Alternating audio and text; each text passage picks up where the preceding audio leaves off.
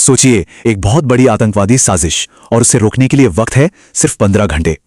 आज हम एक ऐसी कहानी में उतरेंगे जो ये बताती है कि आज के जमाने में सुरक्षा अभियानों में दिमागी ताकत असल हथियारों से कहीं ज्यादा पावरफुल कैसे हो सकती है। एक फिल्म आती है धुरंधर और वो 1000 करोड़ से भी ज्यादा कमा लेती है। रातों रात देश के national security adviser Ajit Doval एक नेशनल हीरो बन जाते हैं। लेकिन ये शोहरत अपने साथ एक बहुत बड़ा खतरा भी लेकर आई। इस सफलता ने उन्हें कुछ लोगों की नजरों में एक प्राइम टारगेट बना दिया था। तो होता यह है कि एक रात फिल्म के डायरेक्टर अपनी अगली फिल्म की रिसर्च के लिए डोभाल साहब से मिलने आते हैं। ठीक उसी वक्त उनके घर के बाहर एक मोटरसाइकिल पर 2 लोग पहुंचते हैं। उनके पास 1 किलो RDX। लेकिन इससे पहले कि वो कुछ समझ पाते या कर पाते, अंधेरे से कमांडो निकलते हैं और उन्हें वहीं धर दबोचते हैं। देखिए, डोभाल को इस प्लान की भनक पहले से थी। ये सब तो बस ध्यान भटकाने के लिए था। एक डिकॉय, एक क्लासिक चाल, ये देखने के लिए कि हमारी एजेंसियां कितनी तैयार हैं।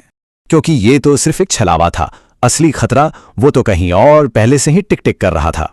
असल में साजिश करने वालों ने उस ऑडिटोरियम में बम पहले ही रख दिया था, जहां अगले दिन दोपहर 2 बजे अजीत डोभाल को एक स्पीच देनी थी। और अब धमाके में सिर्फ 15 घंटे बचे थे। अगली सुबह होती है और एक सीक्रेट मैसेज से एक ऐसी साजिश का पता चलता है जो बहुत गहरी और खतरनाक थी। अगली सुबह के 10 बजे डोभाल साहब प्रधानमंत्री के साथ एक मीटिंग में थे कि तभी उनके एक प्राइवेट फोन पे एक मैसेज आता है। स्क्रीन पर सिर्फ 2 शब्द लिखे थे, रेड अलर्ट। अब ये कोई मामूली फोन नहीं था। इसका नंबर पूरे देश में सिर्फ एक और इंसान के पास था, और वो थे होम मिनिस्टर। डोभाल साहब तुरंत वहां से होम मिनिस्ट्री के लिए निकलते हैं। वहां पहुंचकर होम मिनिस्टर उन्हें अपना फोन दिखाते हैं। स्क्रीन पर एक मैसेज था, हिंदुओं, तुम्हारा इलाज आज से शुरू होगा। आज तुम्हारे एक बहुत बड़े गुर्गे का अंत होगा। अब इसमें कोई शक नहीं था कि एक बहुत बड़े हमले की प्लानिंग हो चुकी थी। वक्त तेजी से हाथ से निकल रहा था। धमाके में अब सिर्फ 3.5 घंटे बचे थे। डोभाल ने फौरन अपने सभी इंटेलिजेंस चीफ्स की एक टॉप सीक्रेट मीटिंग बुलाई। मीटिंग में 2 अलग अलग थ्योरीज सामने आती हैं। इंटेलिजेंस चीफ्स को लग रहा था कि यह पिछले फेल हुए प्लान यानी ऑपरेशन ऑक्टोपस का बदला है और इस बार निशाना प्रधानमंत्री हैं। लेकिन डोभाल का सोचना कुछ और था। उनका तर्क साइकोलॉजिकल प्रोफाइलिंग पर बेस था कि टेररिस्ट इतनी जल्दी दोबारा पीएम पर हमला करने का रिस्क नहीं लेंगे। नहीं, इस बार टारगेट कोई और है। लेकिन यहां एक ट्विस्ट था। डोभाल के दिमाग में एक और सीक्रेट ऑपरेशन पहले से ही चल रहा था, जिसका नाम था ऑपरेशन ऑक्टोपस पार्ट 2। अब सीन शिफ्ट होता है मुंबई की एक ग्लैमरस बॉलीवुड पार्टी में। यहां मौजूद था हमारा अंडरकवर एजेंट विक्रम प्रताप सिंह, वही जिसने ऑपरेशन ऑक्टोपस को लीड किया था। वो सुनता है कि एक बॉलीवुड हस्ती अनीस नाम के एक आदमी से डील कर रही है। डील एक काम की है जो अगली दोपहर होना है, और बदले में 1 करोड़ रुपए कैश से भरा बैग।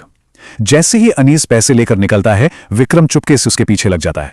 सुबह के 6 बज चुके हैं। विक्रम अनीस का पीछा करते करते दिल्ली के शाहीन बाग की एक गली तक पहुंच जाता है। धमाके में अब सिर्फ 8 घंटे बचे हैं और अजीत डोभाल अपने घर से ही पूरे ऑपरेशन को रिमोटली गाइड कर रहे हैं। और अब कहानी में एक ऐसा मोड़ आता है जहां सब कुछ उलझ जाता है। सबसे बड़ा सवाल, बम है कहां? तलाशी में कुछ नहीं मिल रहा, और यही बात अपने आप में सबसे बड़ा सुराग थी। अब डोभाल सारे डॉट्स कनेक्ट करते हैं।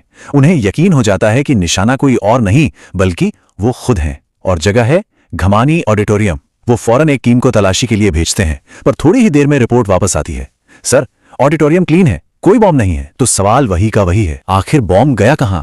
उधर शाहीन बाग में जैसे ही अनीस उस सेफ हाउस में घुसने लगता है, टीम उसे दबोच लेती है।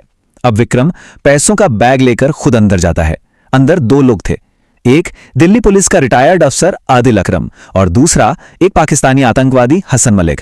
सोचिए, देश का एक रखवाला ही गद्दार बन चुका था। विक्रम उन्हें कहता है कि ऑडिटोरियम में इतनी हाई सिक्योरिटी है, बम रखना नामुमकिन है। यह सुनकर आदिल मुस्कुराता है और फिर वो राज खोलता है जो सबके होश उड़ा देता है।